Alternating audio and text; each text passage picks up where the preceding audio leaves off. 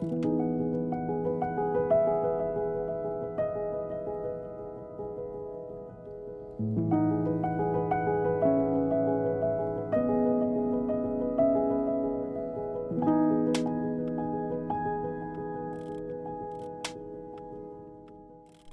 my dear friends, I suppose I should start by saying that I am no longer in South Africa.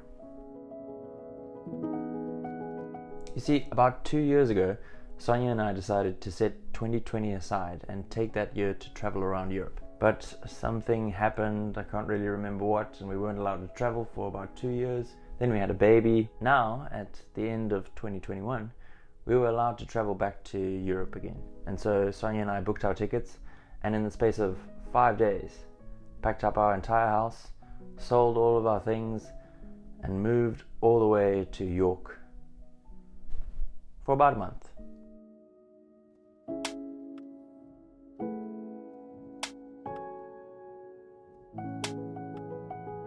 I'm so excited for this year ahead and what's to come.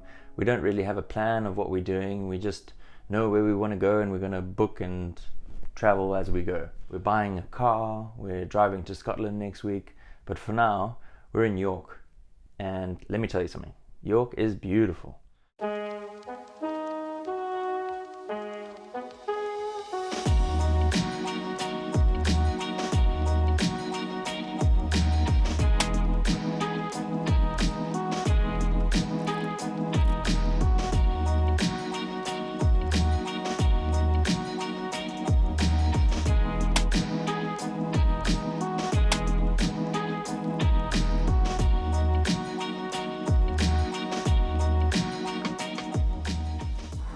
I'm a bit lost. I've come on a walk in the middle of York, nighttime, and I got a bit lost, but I managed to find my way based on this broken beer bottle. The funny thing is that when I started this walk, I had a beanie, and now I do not have that beanie. It is somewhere on the streets of York, and I have no idea where it is. I was contemplating going back to go find it, but I know that I will get lost again.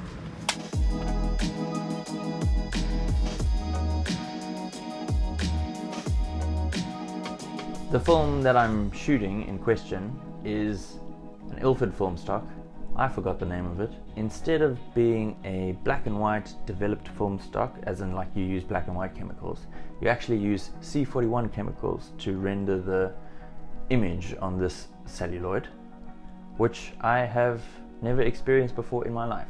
So I was excited to see what I could get, but also curious to see if there were to be any weird color shifts. I must say, I did not like most of the black and white shots I took of York at nighttime. None of them came out how I wanted them to, and I think I underexposed most of them, but here they are.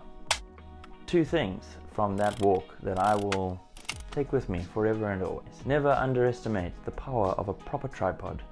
And 2, just try overexpose at nighttime just a little bit. You need that like minute-long exposure or the 30-second exposure just to get what you want, you know. Else it's just going to expose for the highlights, which are the street lights and the window lights and all that stuff, and there's not much light there, you know what I mean?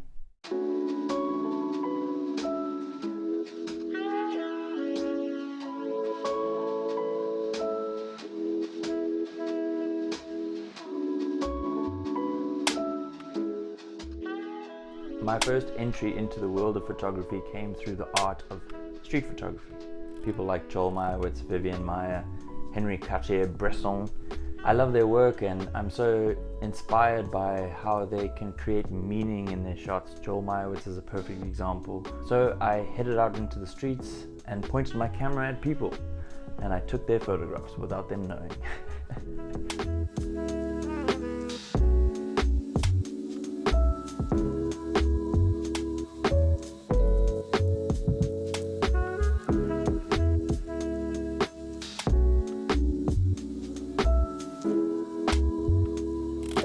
Believe it or not, the sun does exist in York, and I've seen it many times.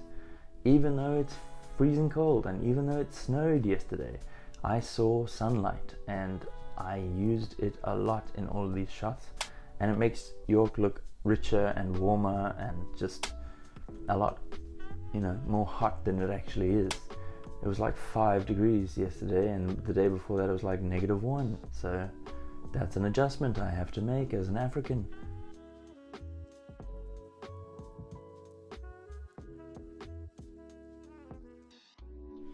Now, before you panic, I want to tell you that Cartel Film Lab is still operational, and it's being run by the local legend himself, Simon Wrigley. He's taken the helm of this lab and he's going to turn it into the best film lab in Johannesburg in 2022, mark my words. I miss Simon and the work that we were doing at Cartel, but I had this trip planned for such a long time, it would have been foolish for me to let it slip out of my hands, especially with the opportunity to travel to UK now. Simon, if you're watching this, I miss you, man. I love you. Please develop that E6 that I left you, and good luck with Cartel, fam.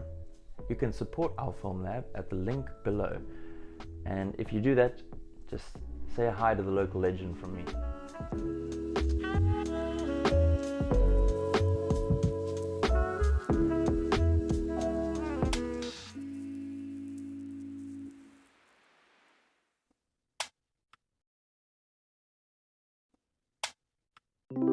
Now there's an elephant in the room that I would like to very much address, and that is the price of film and film development in the UK.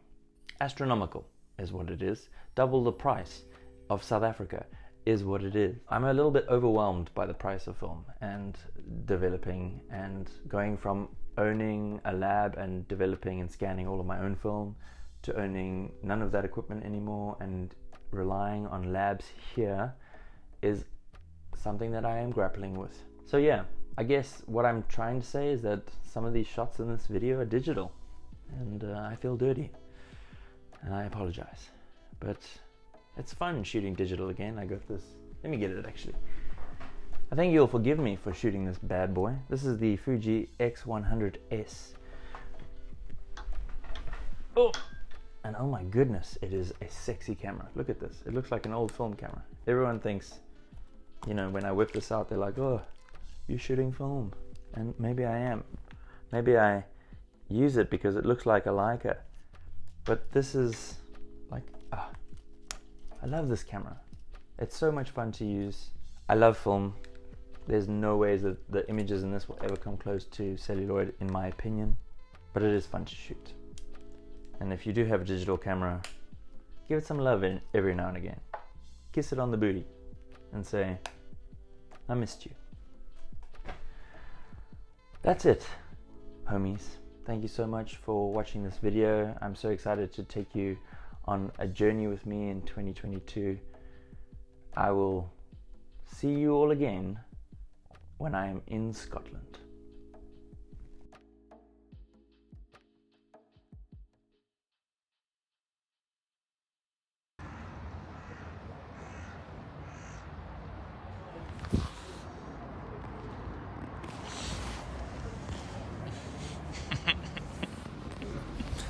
My beanie smells like pee.